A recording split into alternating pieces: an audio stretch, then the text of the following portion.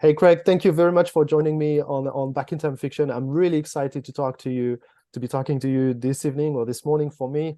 Thank you very much for giving me some time. Oh, thanks for having me. I'm looking forward to talking.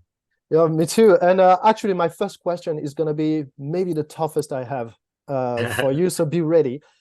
Which cover do you prefer among, among the two covers of the African Samurai? Does any of them have your preference? Right.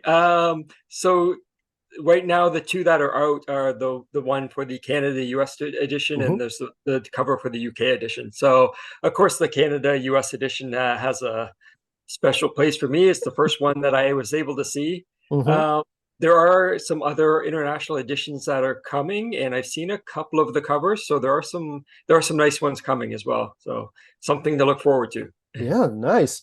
I didn't know, like two was already pretty good, but you have Yeah. more coming. Oh, nice. I know I really love the UK one. I mean, the US one is perfect. Like Yeah. that was the first one I saw, but the UK one is quite special. Uh, I'll put it on the screen, but Yeah, yeah, I love that they're both like so very different. So it it's is. great to kind of get really two totally different interpretations on it. And then, yeah, I love them both. Yeah, no, I mean, and, so obviously both covers are amazing.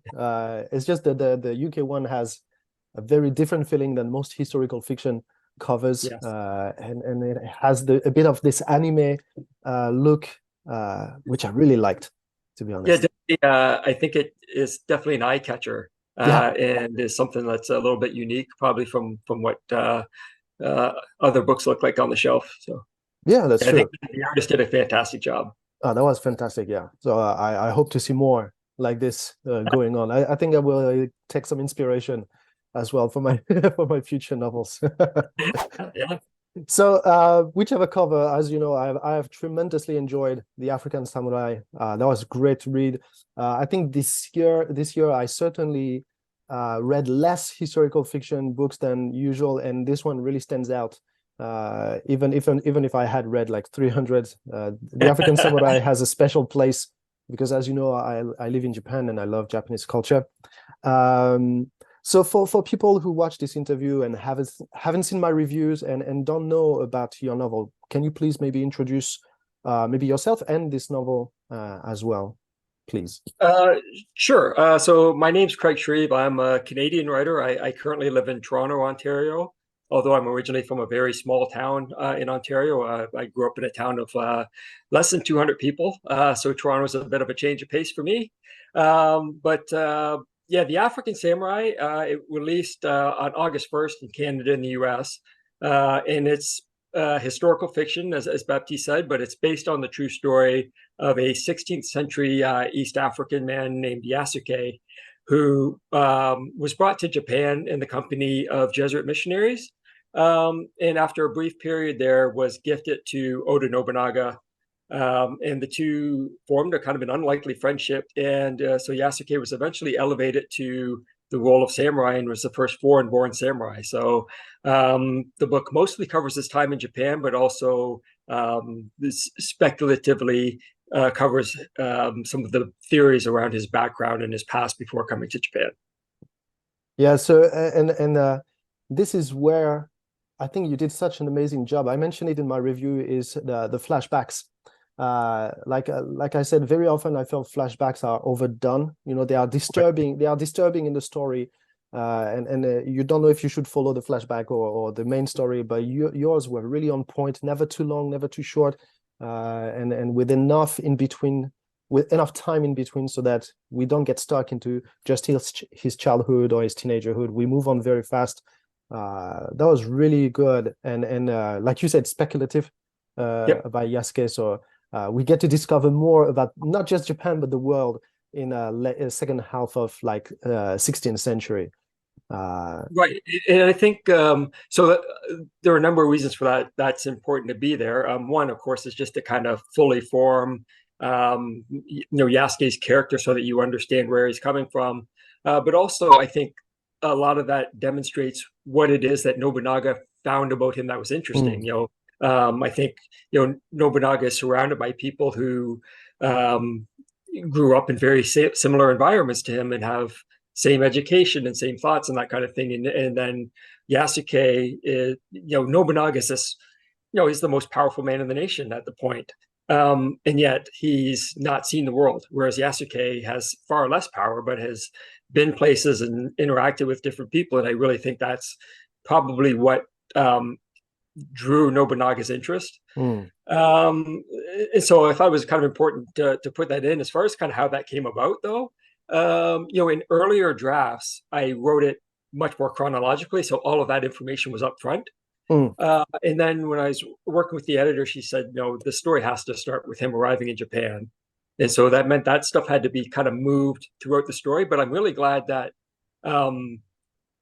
that it kind of developed that way, because then it allowed me to take those pieces of story that I'd already written Mm. and connect them to important points throughout the rest of the story. So, I was able to kind of connect those to specific events in a way that maybe I wouldn't have if I had tried to structure it that way initially. Yeah, no, plus I think that, I mean, that would have been amazing too. It's just then we would have discovered some characters later, like Nobunaga and everything. And Yes, and it would have, the impression, yeah, it would have felt very much like two separate stories yeah, almost, yeah, and mm, kind of like a book one, book two. yeah, that could have been But good too. I'm glad that it kind of developed that way, though. Yeah. All right. So for people who don't know who Nobunaga is, let me know if I'm wrong, because Nobunaga is like this great, is like the first unifier of Japan at the during a time period called Sengoku Jidai. So it's the Warring State period. And he's very famous in Japan. You can imagine a bit of Julius Caesar level of fame for Japanese people. In my novels, so my novels are set in early in like second century China, and there's this character named Cao Cao, and the two of them are usually are very often compared because they are quite cunning. Both of them Okay. are achieved their success through cunning, and also because they are not what you could call traditionalist. And this is where the character of Nobunaga really shines in your novel, because he's going further, I mean, as far as possible from tradition, if it allows him to reach power, basically. And Yasuke is the proof of that. Welcoming Yes. Yasuke is definitely not and making him a samurai is definitely not tradition there. Definitely not. Yeah, Nobunaga is a fascinating character Mm. to me. He is like he respects tradition. He's very respectful of the culture. I think his tea instruments were amongst like some of his most valued possessions. Mm. He was a big supporter of no theater and of sumo. So he respected. He had a great respect for tradition, but he also was absolutely willing to look outside of it for Mm. anything that was beneficial. So it was kind of like a really cool mix of that.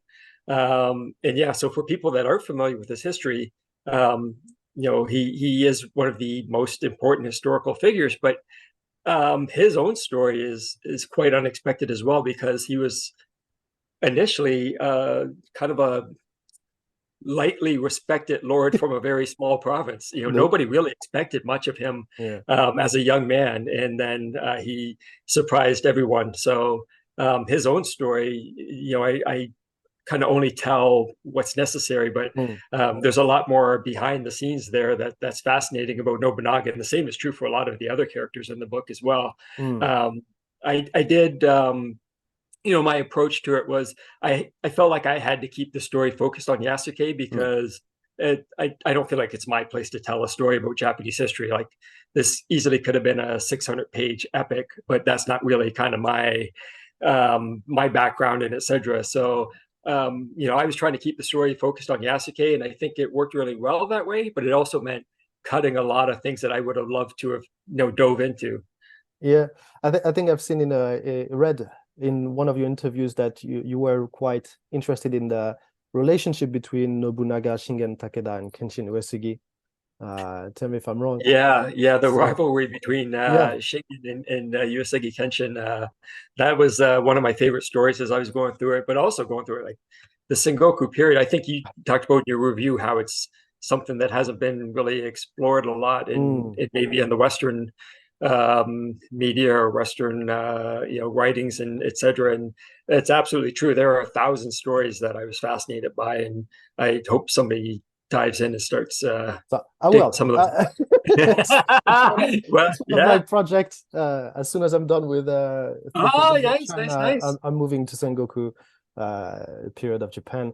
But yeah, no, Okay, well, you have a ton of material.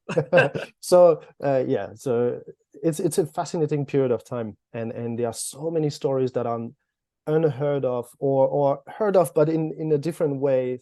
Like Shogun tells this story, but changing the names. So Yeah. you have a lot of different approaches to this, and you could tackle this amazing period of time through different angles. Yasuke is one of the most fascinating point of views for the Sengoku Jidai, and in a way, sadly it covers a very limited period of Sengoku Jidai, Right. but very interesting. Now, I've also heard in an interview that you discovered the story of Yasuke through a short video on YouTube. Did you have previous knowledge of this time period or Japanese culture, maybe? Um, Not much more than what not kind of the average person has. So Mm, definitely, it's one of those things where you think you maybe know some Japanese history, and then you start reading about it, and you realize like, oh yeah, I only knew like 5% of this, right? mm, So it definitely was, yeah, definitely like the bulk of the research was just like mm, diving into the period and immersing myself in like that particular period of history. But coincidentally, I had a few years ago, long before I'd heard of this story, I had done some kendo training. So I did kendo training for about, not for very long, but maybe about 6 months. And so things in the story, like with mm, Yasuke struggling with the kneeling, that comes from my own personal experience and how difficult I found that mm, when I was doing kendo practice. But yeah, certainly that helped out in terms of just understanding how they approach like the footwork and mm. what they look for and some of the striking and etc. So yeah, I didn't have much of a background prior to kind of diving in on this, just kind of like the same level of things that most people have. So, but you still managed to write a whole story based in ancient Japan. So, what was difficult? What maybe was difficult about writing about Japan, about such a different culture, especially in time? Did you have any challenge? Well, so it definitely helped that, writing it from Yasuke's point of view, Mm, then there's like some synergy there with he's an outsider trying to learn as quickly as he can, and I'm an outsider trying to learn as quickly as I can. So that certainly helped. mm, Um, the fact that I wrote the bulk of this during COVID lockdowns here, there were some pros and cons to that. The obvious negative is that it meant that travel wasn't possible during those early stages of the writing. So I was able to go to Japan during the editing, but while I was writing the draft, I wasn't able to travel.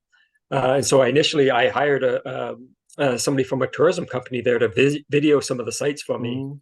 And so we did some walkthroughs, some walkthroughs, and some other things that were video.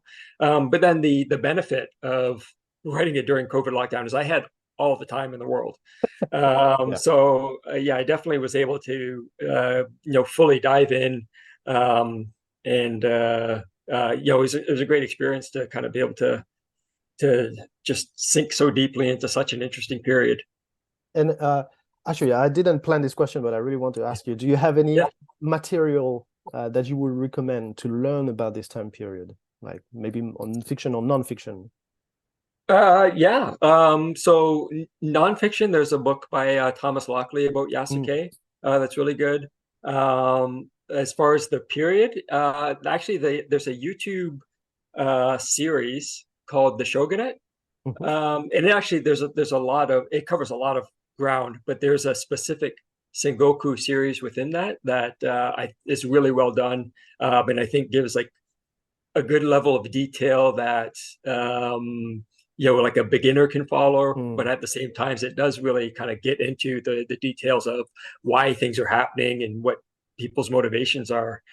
And when you're just before you asked the question, when you're talking about this time period, um, one of the things that became apparent to me very early on is that, and you probably know this from your work with your other historical fiction that you're doing, that the idea of a kind of impartial history is pretty recent. When you go back Yes. that far in time, people have agendas when they're writing Mm, history, so you get wildly varying accounts of things from supporters and Mm. opposition. And so, yeah, Nobunaga, people were writing about him as this very progressive nation builder, and others were portraying him as a demon in Mm. human form, kind of thing. So, yeah, there's definitely some, you have to kind of take all that in and try to figure out where the truth most likely lies. But it's also like quite interesting. I know on my side because my story is a first person point of view, so my character is biased. So seeing this history being told with more than just a hint of propaganda against or in favor or against such or such character, Yep. can it also reflects on the storytelling, because the character would have exactly the same thoughts, like wanting to make one character evil, one character a bit of a genius, while in reality all of them were just more than average dudes, but still not Yeah, exceptional, right? No, Nobunaga yeah, was exactly. probably exceptional. Mm. Yeah, and so when I was writing this, I obviously there are characters I portray as good and bad Mhm. for lack of better terms, but I definitely wanted to show that everybody has blood on their hands. I Mm. didn't want to um, kind of avoid the fact that Nobunaga has done terrible things. And even Yasuke had to make some really difficult choices and do some things that Mm. I'm sure he was not proud of, and that we wouldn't look back on and say that they were noble acts by any means. So just the fact that in such a violent period, everybody has to make really difficult choices and do some things that they're not proud of, was I kind of wanted to capture that. Mm. And yeah, from the point of view of Yasuke, a lot of them would not be in the good section. They would be more bad Yeah, than good. So that makes a lot of sense. yeah, Just going back on what you said earlier, because that was going to be one of my questions, but you actually came to Japan during the editing yeah, uh, part of the writing, right? So did you yeah. visit some of the places that you described? Yeah. Yeah, so I spent a few days. I went back and forth to the Azuchi Castle Mm-hmm. ruins, because that's where the bulk of Ooh. the story takes place. So just kind of fascinating to be able to kind of stand in that spot and understand that that's where so many of these things took place, and be able to kind of look around and check everything out there. There's the recreation of the Honnoji Temple in Kyoto. So it's not the original, but there's a recreation of a partial recreation of the temple there. And so, yeah, I was able to kind of visit some of those places and kind of get a sense of things and just confirm, what. What it might have looked like, and Yeah, yeah. exactly. I think that was, I mean, I know Adzuchi was really well described in a way that didn't, in your novel, in a way that didn't feel too military. I love the idea that there was so much life in Azuchi, like like you would say villagers, but Right. like samurai mentioned all around, and that was really well described. I remember really liking the part about Azuchi, and even from the entrance in Japan all the way to Azuchi was really interesting. Would you consider writing another novel in Japan? Um, I don't know. I mean, there's lots of fascinating stories there for sure. Mm. But I kind of like to bounce around, I guess. Hmm. So I would say probably not, but I certainly wouldn't rule it out if I kind of get hooked on something. So no Yasuke part two or part No, you know what? I briefly considered, of course, just like, so what would I write if it was part two? And obviously to do that, it would be almost entirely speculative. It'd be no Mm. longer historical based. But I thought, hey, there are three great unifiers, and you could easily set up a trilogy of Yasuke's interaction with each of the three in those three different kind of periods, because he would have, assuming he survived throughout that period, would have What's covered all three. So I considered it, but Yeah. ultimately, I wanted to stick with just what's kind of factual. All right, fair enough. I think he doesn't get exposed much to the second one, to Toyotomi Hideyoshi, but there is this particular dialogue with Tokugawa Ieyasu that was quite brilliant. I remember like really enjoying this. I think there is one really big Yeah, dialogue between Yasuke and Ieyasu that was quite interesting. So that could have made a nice. yeah, yeah. So I wanted to connect those two because the idea that Ieyasu was for a while essentially a hostage, or um, you know, that was kind of interesting to me to then parallel that with Yasuke's experience and see, well, what's the difference between being a hostage and being a slave? Mm. And so that's why I wanted to kind of have that conversation. Yeah, and so Ieyasu and Hideyoshi, they're not in the book very much, which again is kind of a result of keeping the story focused on Yasuke, unfortunately. But yeah, that was an interaction I wanted to capture because I think it kind of points out something interesting. Mm. That's very true. Yeah, this youth as a hostage, either for Oda Nobunaga or for the Imagawa clan, makes Ieyasu a very interesting character. Now, there are a lot of very interesting characters in this time period, and you managed to condense to a very short cast of characters, which is absolutely amazing. Because if that was me writing this story, I would there would have been easily 50 characters. Now, I think I mentioned it in my review, but the one that I particularly enjoyed in the African Samurai is Lanmaru Mori. So like not really the bodyguard, more like the assistant to Nobunaga. Yeah, yeah, And because he's usually kind of portrayed as a bit of an effeminate character, right. and I don't like how he tends to be cliched. He becomes Right. he's already a cliche, but in your book, while not neglecting the fact that he's maybe more delicate than most, he's also fairly badass, and I really enjoyed it. Yeah, so it seems to me that most of the kind of portrayals of him as effeminate are just based on him being like pretty. Yeah. And so there certainly is belief that he had a sexual relationship with Nobunaga. But other than that, I think that I mean that's not also wasn't uncommon amongst samurai. So it seems like the feminization of him, I guess, really comes down to just his looks. And so I thought, well, his you can age. be pretty and still be a badass. So yeah, that was kind of why I chose to go a different direction with it. Yeah. So that was definitely a very, I mean, I think that's the one that marked me the most. Akechi Hidemitsu as well was really, really nice. That was a nice change from the way he is usually being depicted. Is there any character that you would have loved to include, but you didn't? There's a number like Hattori Hanzai. Mm-hmm. Would love to include them. And then Lady Nohim, I did try to kind of work her into the story. I think she's interesting, and I tried to work her into the story, but it kept kind of going off onto a tangent that was going away from the core story. So I eventually felt like I was trying to kind of put a square into a circle. So I ended up dropping her, but I think that's the person who I probably most regret cutting. So now, to be fair, we don't really know what happened to her, so she might not have been there anymore. Right. At this time, but yeah, she could have been quite interesting. And among all the characters that you introduced, any of them gave you trouble? Like sometimes you just don't really know how to use them, or that's a good question. I would say not necessarily, because I mostly selected them for like particular roles. I think with with Ieyasu and Hideyoshi, I felt like they have to be in it, but then I wasn't exactly sure how to kind of fit them in. So they may have gotten kind of short shifted a bit.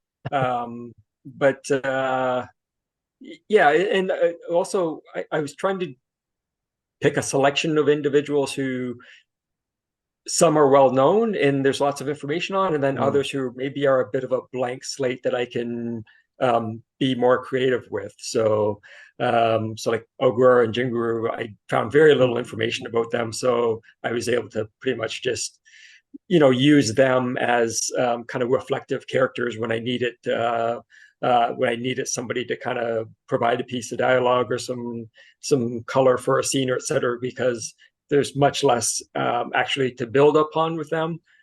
So I was able to kind of use them in more creative ways. That's a gift for historical fiction writers when you have names, a few details, and the rest is like up to the imagination. Yeah, you need a few of those that you Yeah, can fill in the blanks with. absolutely. And any of them surprised you? That's a question I love asking writers, because sometimes when I don't know if you're a plotter or more of a penciler when you prepare your book. I know I love to outline everything in detail, and each character is planned. But then when I start writing, some of them they go off rail and they say, "No, I didn't like the idea you had for me. I'm gonna be like this." So did this happen to you in this novel? Um, who would have surprised me? I think not necessarily a character that surprised me, but the biggest surprise that came to me while I was writing is finding um, more similarities between African and Japanese culture than I Mhm. expected. I expected that I would be writing about, Yasuke and Nobunaga, like totally not understanding each other or not having any kind of common background to work from, and etc. But then I kept coming across things like the mythologies around Mount Fuji and the mythologies around Mount Namuli in Mozambique are very similar. Mm. And some of like the customs around the mask carvings, and the idea of like speaking to your ancestors. So I kept coming across these things that were touch points between the two cultures that I had never considered before. Mm. And so that definitely shifted the way that I wrote a lot of things. And that's something that, um, you know, I was, partway through the writing as these things kind of started to reveal themselves to me, I guess. So that was certainly a surprise as I went along, and one that had pretty significant impact on how I It wrote is. the story. Yeah, no, so the dynamic between Yasuke and Nobunaga was quite shifted as you wrote because of what you found out on Yeah, those cultures. absolutely. But that's very true what you say, and this is quite fascinating, is to discover the similarities between those cultures in your novel. Uh, I didn't mention in my review, I believe, but there was one thing that was really interesting is the spot given to music in the African Samoa, dance music, all those things Yep. have they are always present, whether we see flashbacks from Yasuke's childhood in Africa or his time in Japan. You always have a lot of music, dancing, and of course different genre, different Yeah. melodies and everything. But music is very important. And when you check the African music and or instruments and Japanese instruments, you have a lot of I don't know how to say this in English. Similarities. Sonorities, thank you, that Yeah. are similar, especially the drums. So, Yeah. like in Japan, you have this otsuzumi, kotsuzumi drum, like go like doo, doo. And you have kind of the same in Africa, the same kind of sounds. And Yeah. I found it quite fascinating that we managed to reach the same sounds a world apart. Yeah. Yeah, so I think music is one of the things that exist in every culture as an important element, and I also think um, I think music is a key trigger for memory. Mm, Like you hear a song and you remember where you were when you heard it before, and so that's why kind of music is really prevalent anytime that he's kind of like struggling to recall mm, the memories of Africa when he's previously been trying to block those out, and so music is kind of a huge part of that. And also like the scenes about him recalling watching his father dance. I just thought that was a really good way to kind of introduce his approach to fighting mm. as well. In that, like watching his father's dance and studying the movements so closely translate it to him studying an opponent and understanding their movements and what they were going to do. So that worked really well to kind of connect those things as well. Yeah, that did work very well. Now, Yasuke is in himself, sorry, is such an interesting character. He's like you said, he's the first samurai of first foreign samurai, and he comes from Africa. What is the probably Mozambique? I forgot.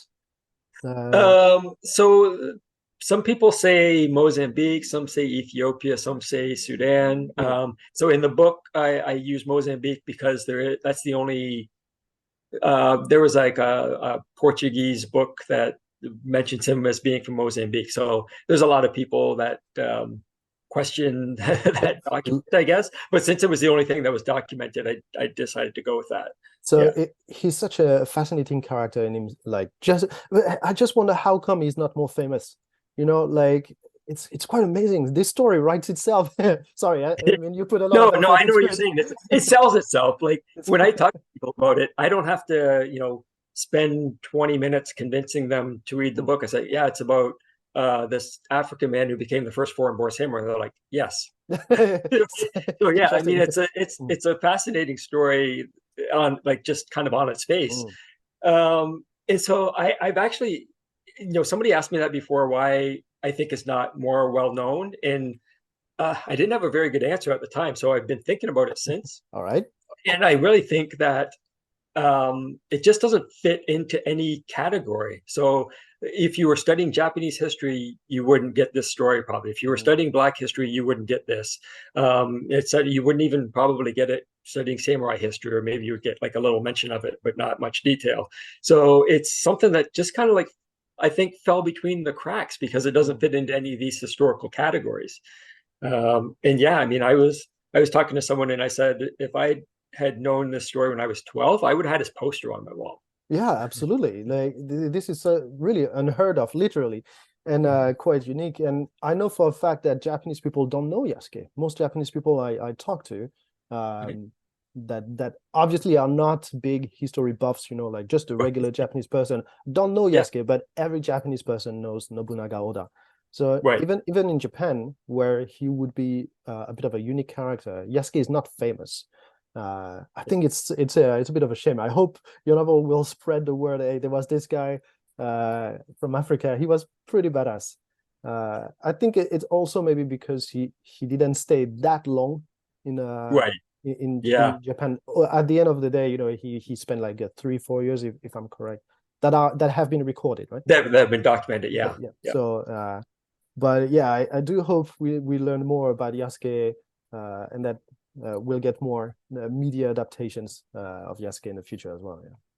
Yeah. Yeah. And I think there are, enough areas for interpretation that Mm, people can do different versions of this character. There certainly are, different choices that people could make with this character. So I think there are a lot of different stories you could tell with them.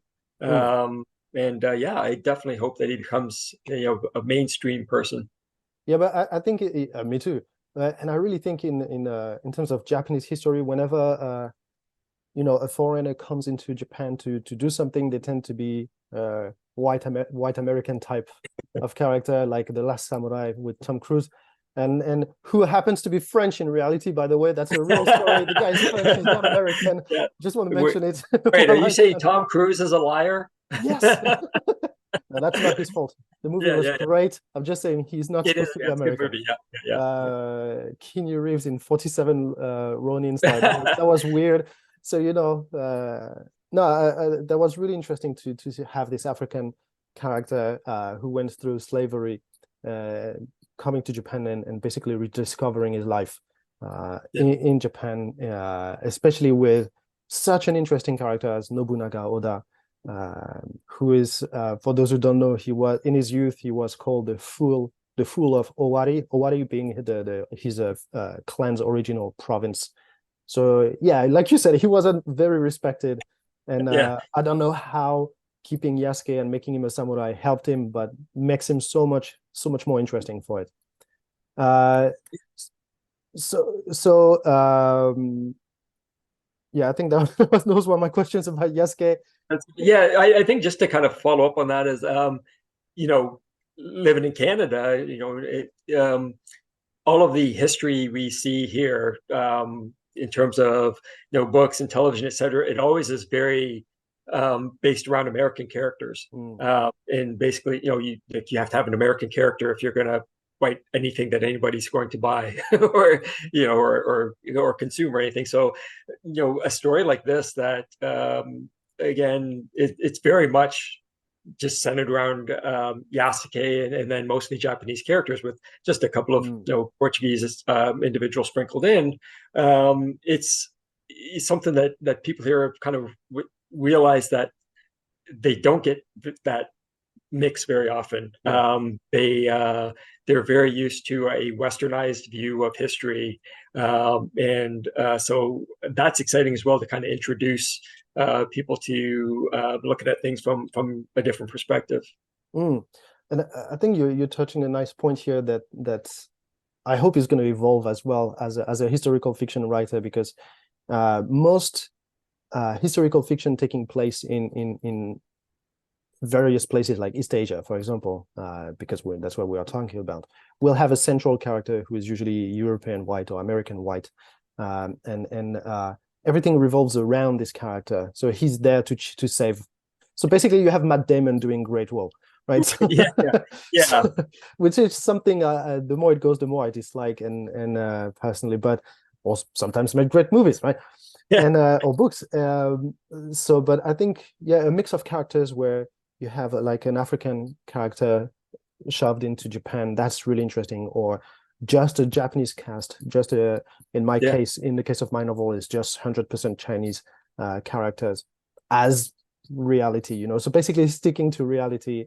yeah. I really hope that's going to develop, and then people get an interest. Connie Goulden's Conqueror series is like this as well. I found it all the more interesting because it's 100% Mongol to begin with. Right, right. Yeah, Now, yeah. I think people kind of start to open their minds about that kind of thing, and you can put yourself in somebody else's shoes without yeah, them, being like you, I guess. And so, exactly. uh, yeah, I mean, Exactly. that's what fiction's all about, really, is Mm. being able to put yourself in somebody else's shoes and look at the world from their perspective. So, to me, the more different a book is, if when I'm reading a book, the more different that story and that character and etc. is for me, the more I'm drawn in by it, because that's what I want in fiction, is to kind of look at what things are like for other people. Mm.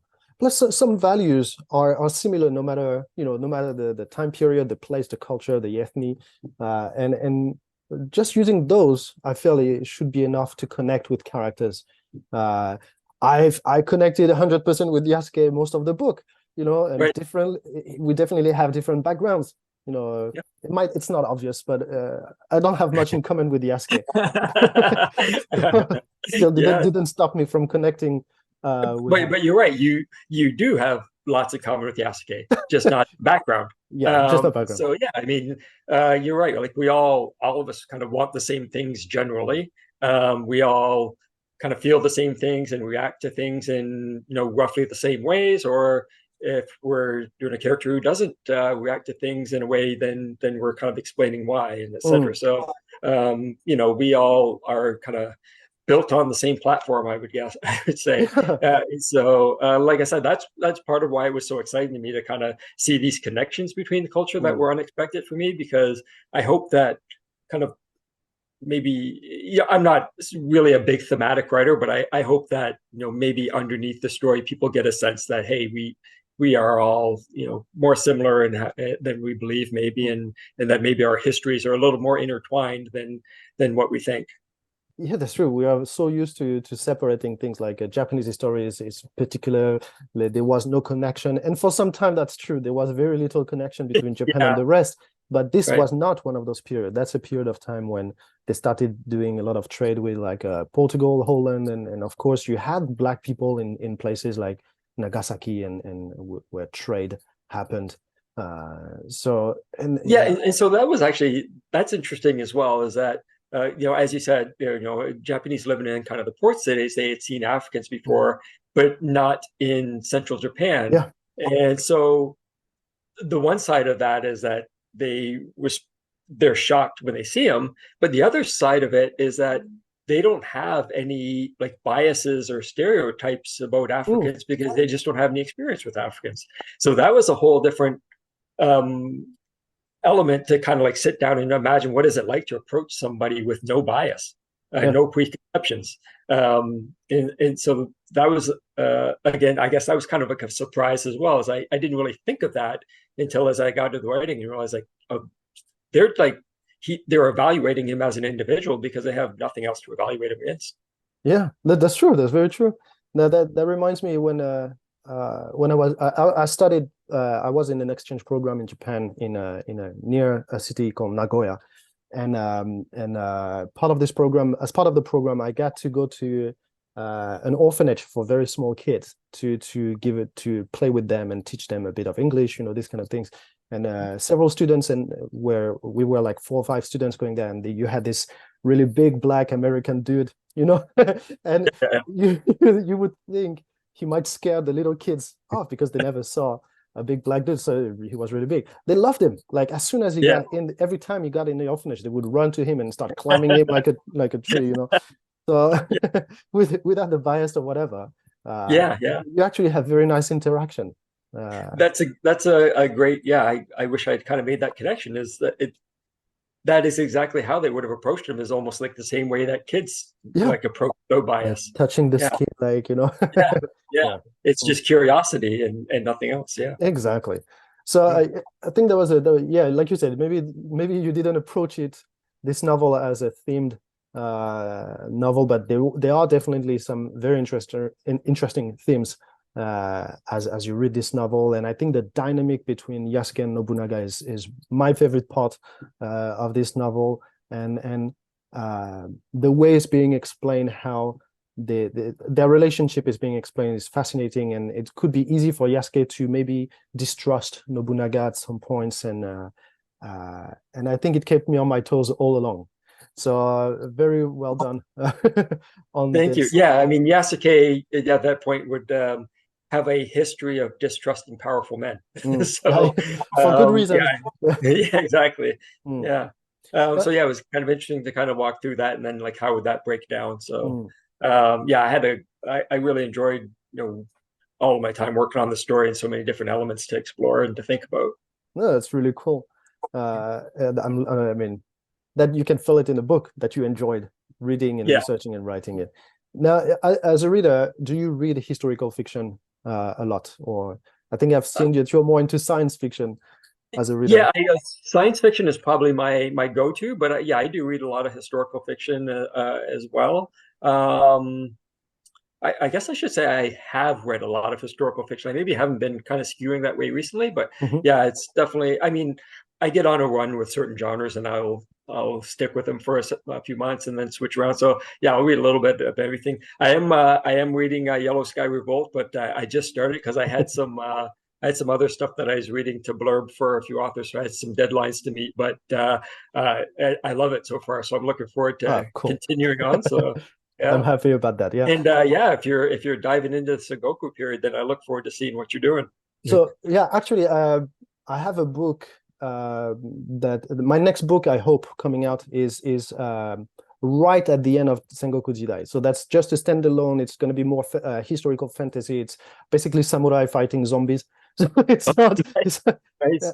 I just wanted to have a bit of a funnier, Yeah, less historically accurate book. It's still very historically accurate beside the zombies. it's nice to kind of shake the bonds off a little bit. Yes. After writing 4 novels in 1 year in ancient China, I just wanted to have to do something, a bit different. Yeah, But no, I'm thinking probably in 4 or 5 years, I definitely want to write about from a very historical fiction perspective about this time period yeah, you dived in with Yasuke. So I don't know how to introduce Yasuke yet. So that remains to be seen, but that's going to be yeah, quite exciting. And so thank you very much for reading Yellow Sky Revolt, by the way. This yeah, nice yeah. review. No, you don't have Uh, to thank me. It's great. and as a writer now, what's next for you? Can I ask? Do you have any plans? So I'm not 100% sure yet. I've got basically like two people that I'm researching, and I'm not sure kind of which direction I'll go with it. But yeah, like right now I'm kind of still knee deep in doing events for the African Samurai, Mhm. and then I hope that maybe around November, December, I'll kind of settle back in and start working on something again. Yeah. So how has been the reception to yeah African Samurai so far? Yeah, it's been really good. Like I said, you just tell people what it's about, and they're on board. But then I think I think they're still fortunately get a little bit more than what they expected. So like I said, it's a very cool story on the surface, but then I think when they read it, they come back to me and say that they got it was much more than just what this kind of like surface story was. Yeah. So I hope there's some layers to it.